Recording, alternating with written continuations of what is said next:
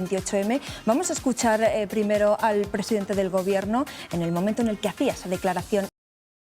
Ha sido capaz de pactar con partidos Institucional para anunciar precisamente ese adelanto electoral. No era esperable viniendo de Pedro Sánchez por cómo ha actuado en estos últimos años, protegiendo su permanencia al frente del Gobierno por encima de todo. Ha sido capaz de pactar con partidos independentistas, algo que nadie entendía, pero que él tenía muy claro que era la única manera de mantenerse en el Gobierno los 4 años.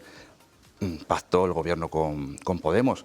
Hay que recordar que tan solo unas semanas antes de las elecciones Pedro Sánchez decía que no podría dormir si tenía que formar gobierno con Pablo Iglesias, formó gobierno con Podemos, formó gobierno, bueno, apoyó ese gobierno con los partidos independentistas y ha conseguido llegar hasta aquí. Pero lógicamente, después del resultado electoral de ayer, que deslegitima no solo al Partido Socialista, sobre todo a Podemos. ¿Cómo se puede gobernar durante los próximos 6 meses con un partido que ya no tiene representación prácticamente en ningún ayuntamiento, que tampoco va a tener representación en las comunidades autónomas y que van a seguir teniendo varios ministros y decisiones en el Gobierno? A Pedro Sánchez no le quedaba otra alternativa, pero es verdad que viniendo de Pedro Sánchez extraña. Nadie esperaba que hoy Pedro Sánchez hiciera este comunicado. Ayer no compareció después de los resultados, dejó a Pilar Alegría que fuera la que tomara... Sí, que ya anunció que iban a tomar nota, ¿no? O sea, ya podíamos leer entre líneas. Nadie lo podía intuir, yo por lo menos no. La verdad que me ha sorprendido cuando venía para acá a todos. Y me ha llegado el mensaje de volvemos a votar en julio. Me ha sorprendido bastante, pero sobre todo por eso, por Pedro Sánchez. Quizá de otro presidente que hubiera sido más dialogante, más abierto a la participación de otros partidos, hubiera negociado en algún momento con el Partido Popular, hubiera buscado realmente el tener un apoyo social y no tanto un apoyo parlamentario, pues lo podríamos haber esperado, pero de Pedro Sánchez nadie lo pensaba y bueno... Pues claro, no le quedaba otra opción, era mucho esperar hasta diciembre, todos estos meses, a que el Partido Popular pues siguiera, ¿no?, remontando como lo hizo ayer, 28M. También hay que analizar esa remontada del Partido Popular. El Partido Popular va recuperando terreno, pero todavía le queda mucho para poder gobernar en España. Al Partido Popular le salieron 2 granos hace ya algunos años, a raíz de la crisis económica que Rajoy no fue capaz de resolver, a raíz de la Gürtel. Rajoy tiene que dejar el gobierno después de la moción de censura, especialmente como consecuencia de la Gürtel, y no ha tardado mucho tiempo en recuperarse. Si comparamos la situación con otros países, lo que pasó en Francia, en marzo de Macron gana las elecciones y ha revalidado su posición al frente del país. En Italia también ha habido cambios políticos y ahí tenemos a Meloni con Fratelli d'Italia gobernando, y aquí en España es verdad que el Partido Popular ha manejado muy bien la situación. Tenía 2 granos, se ha quitado uno, que era el de Ciudadanos, pero le queda el de Vox. Y a ver cómo negocia y cómo maneja esta situación el Partido Popular, porque se tiene primero que diferenciar de Vox. Pero es muy difícil diferenciarte cuando ya estás gobernando en Castilla y León y cuando no le va a quedar más remedio que gobernar en ayuntamientos y en otras comunidades autónomas con Vox. A ver qué posición adopta Vox. Vox se va a moderar, va a mantener esa posición tan agresiva que ha tenido en los últimos meses y sobre todo aquí en Castilla y León, pero el PP tiene una papeleta complicada por delante. Sí, te voy a pedir también, Sergio, que nos hagas una valoración en clave autonómica, cómo ves los resultados tras el 28M aquí en Castilla y León. En Castilla y León, en general, teniendo en cuenta también unas posibles elecciones en la Junta o simplemente la situación de los ayuntamientos, porque se puede analizar la implicación que puede tener estos resultados en los ayuntamientos en el gobierno de la Junta de Castilla y León. Está claro que si vemos cómo está ahora mismo configurado el gobierno de Castilla y León y cómo van a estar configurados muchos de los ayuntamientos, esa unión, ese vínculo entre el Partido Popular y Vox se va a fortalecer. ¿A quién puede beneficiar? Yo creo que a la larga, y viendo cómo ha reaccionado el Partido Popular en estos últimos 3 años, porque todavía en la época de Casado pues, había muchas tensiones internas, pero el Partido Popular se fue recuperando. Ciudadanos prácticamente consigue más de la mitad de los votos que eran de PP, pero cuando se repiten las elecciones ya Ciudadanos queda prácticamente al margen. O sea, Ciudadanos ya en la época de Pablo Casado desaparece, pero le queda Vox.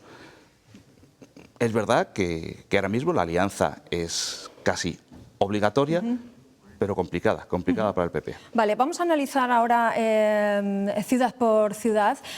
Voy a darle paso a mi compañero Eduardo, que él nos va a adelantar los resultados.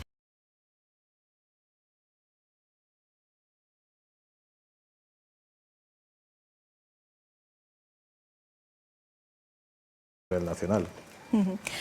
Álvaro, voy a darle paso a Sergio. Sergio, un poco cómo valoras lo ocurrido en el Ayuntamiento de Burgos.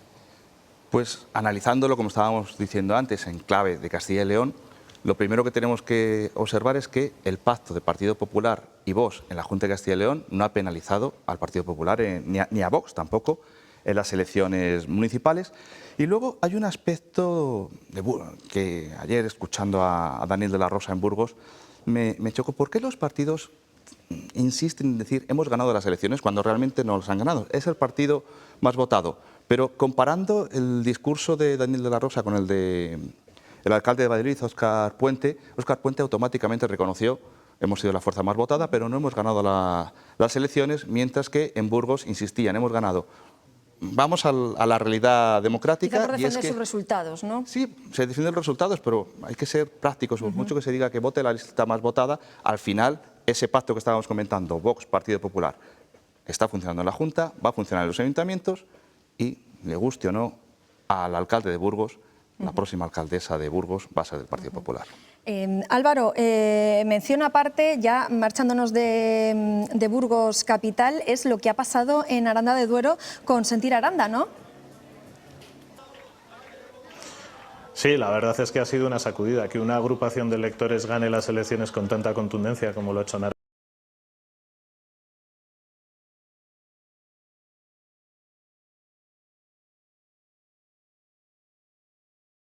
Pero sí, por ejemplo, en las comunidades, porque no es lo mismo presentarte después de un pacto a los 6 meses que presentarte con un pacto a las puertas de unas elecciones.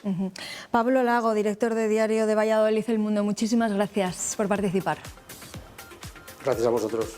Sergio, ¿qué opinas sobre esto último que decía Pablo? Que estaba Pedro todo Sánchez medido. Sí. Si viene de Pedro Sánchez, igual que decíamos que no esperábamos esta decisión, pero Pedro Sánchez, si algo hace bien, es la estrategia. Si ha sido presidente durante los últimos 5 años, ha sido por su habilidad con la estrategia, y seguro que sí, que ha calculado estos posibles pactos que van a empezar ahora en ayuntamientos, en comunidades autónomas, y que al PP le van a dejar una situación comprometida a la hora de presentarse a las elecciones. Ayer lo decía García Margallo en uno de los programas que emitieron otras cadenas, que el PP se tiene que diferenciar de Vox, que no pueden formar ahora una coalición indisoluble y que vayan adelante en todas las comunidades autónomas, en todos los ayuntamientos, porque eso al final va a llevar al electorado a identificar automáticamente al Partido Popular y a Vox, y eso pues puede beneficiar a otras opciones políticas, aunque es verdad que cada vez hay menos opciones políticas. Se va tendiendo a la reagrupación. En la izquierda todavía no está sucediendo, pero es muy probable, no en estas elecciones que vamos a celebrar en julio, pero de cara a futuros comicios, que todos estos partidos de izquierda más radical vayan desapareciendo y el Partido Socialista vuelva a aglutinar lo que se llama muchas veces el voto útil, el voto de la izquierda, como en la época cuando José Luis Rodríguez Zapatero ganó las elecciones, que toda la izquierda se volcó en el voto a Zapatero. Pues vamos a seguir analizando más resultados, Eduardo. En este caso, Pilar, la capital del acueducto, Segovia, que vuelve a teñirse de azul después de nada menos que 2 décadas.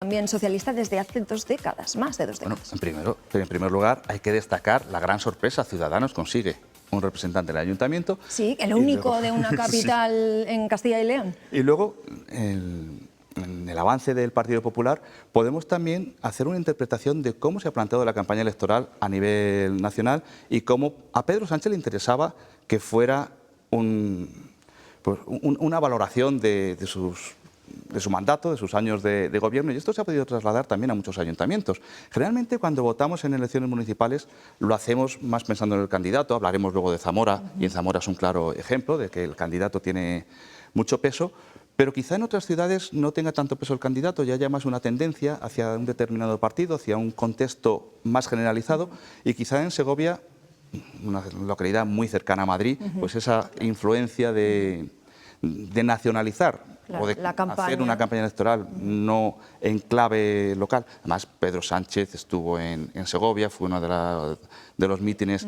que más llamaron la atención, y eso ha podido identificar mucho al Partido Socialista de Segovia con el Partido Socialista. Luego en hablaremos, Ferraz. si tenemos tiempo, de cómo se ha entendido esta campaña electoral, si más en clave nacional, más en clave local o autonómica. Luego hablaremos de ello. ¿Nos vamos con más resultados, Eduardo? Ahora sí que ya iba yo corriendo un poquito.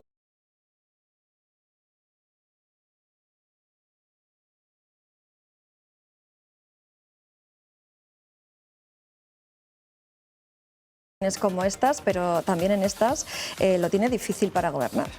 Sí, porque además con Vamos Palencia pues todo cambia, desaparece Ciudadanos, aparece Vamos Palencia, y yo creo que aquí en Palencia hay que analizar ese acuerdo entre Mario Simón y el Partido Popular hace 4 años. Cuando se hacen estrategias a muy corto plazo, al final los resultados son estos.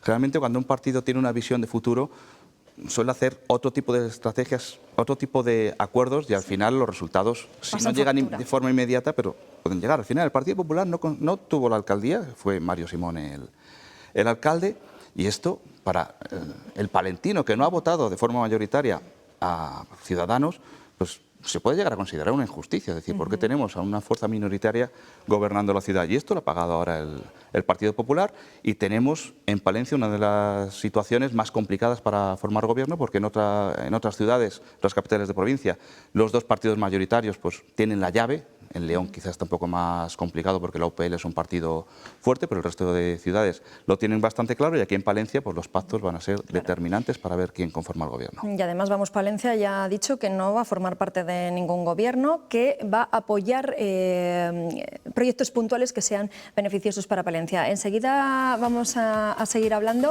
vamos a seguir analizando más resultados electorales que han surgido de este 28M. Hacemos una pausa y enseguida regresamos. Hasta ahora.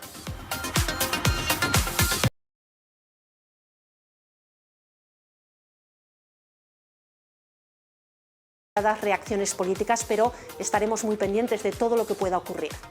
Gracias, compañera. Sergio, ¿le ha pasado factura a Guarido bueno, pues el desgaste del gobierno? Sí, pero teniendo en cuenta las circunstancias tan especiales de Zamora, y cómo Izquierda Unida, que se integró en Podemos porque estaba prácticamente desaparecida, se mantiene en Zamora y con 10 concejales, con un resultado bastante bueno, hay que reconocer la labor de Guarido.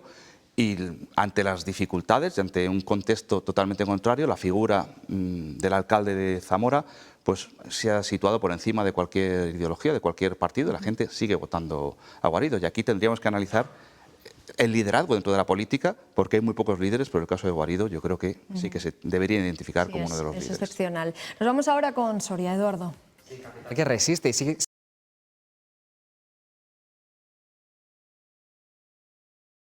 La oleada del Partido Popular. Han pasado 4 años, nadie pensaba en un primer momento que por Ávila pudiera conseguir los resultados que consiguió en 2019, y se han consolidado. Yo creo que aquí también hay que hacer otro análisis, y la gente desde hace varios años, desde la época de Zapatero, busca una alternativa. Se buscó la alternativa en Podemos, se buscó la alternativa en Ciudadanos. Vox también ha encontrado voto de esas alternativas, y en algunas ciudades donde han surgido partidos, el caso de Aranda que comentábamos antes, o el caso de Ávila, que han surgido partidos locales, hay muchos ciudadanos que se identifican con estos partidos locales porque consideran que realmente se van a preocupar por los problemas de la ciudad y no van a hacer esa interpretación de la política en clave nacional que comentábamos antes, y ese es el éxito de Por Ávila. Pero es que Por Ávila no solo está en el Ayuntamiento de Ávila, en la Junta de Castilla y León también fue determinante en la última legislatura cuando se convocó aquella moción de censura. Por Ávila al final se está convirtiendo en un actor político muy importante en Castilla y León, y parece que se consolida. Vamos a ver cómo es esta legislatura, cómo forman gobierno, y si realmente Por Ávila se convierte en un partido de futuro o un partido efímero que con el paso de los años pueda vaya ir perdiendo apoyos, y que el Partido Popular termine por recuperar posición hegemónica, porque Ávila era uno de los feudos principales del Partido Popular. Sí, desde luego. Vamos a analizar más resultados. Nos vamos ahora hasta Salamanca, Eduardo. Terminamos ya con la capital salmantina, Pilar, que es otra de las pocas.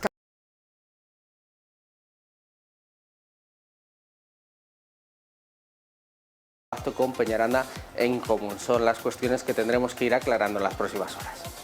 Gracias, Paco. Sergio, ¿cómo valoras esta victoria incontestable del PP en Salamanca? Pues lo comentábamos antes, que poco a poco la política tenderá a unificarse y Salamanca es un claro ejemplo de cómo, después de que ha habido varios partidos, desaparece Podemos, desaparece Ciudadanos, el Partido Popular consigue una mayoría, no simplemente mayoría absoluta, sino una mayoría muy holgada, y el Partido Popular pues tiene ahora mismo en Salamanca lo que era Ávila hace unos años, se ha convertido ahora Salamanca, es la ciudad en la que han conseguido unos resultados más rotundos, y habrá continuidad, en este caso, en el Gobierno de Salamanca. Pues Sergio, aquí acaba el análisis, pero yo te emplazo para nada, dentro de unas semanas. Es que esto va muy sí, rápido. porque el 23 de julio, ya saben ustedes que Pedro Sánchez ha denunciado hoy elecciones. Sergio, así que contamos contigo, ¿vale? Cuenta conmigo. Muchísimas Sí. gracias. Aquí estaré.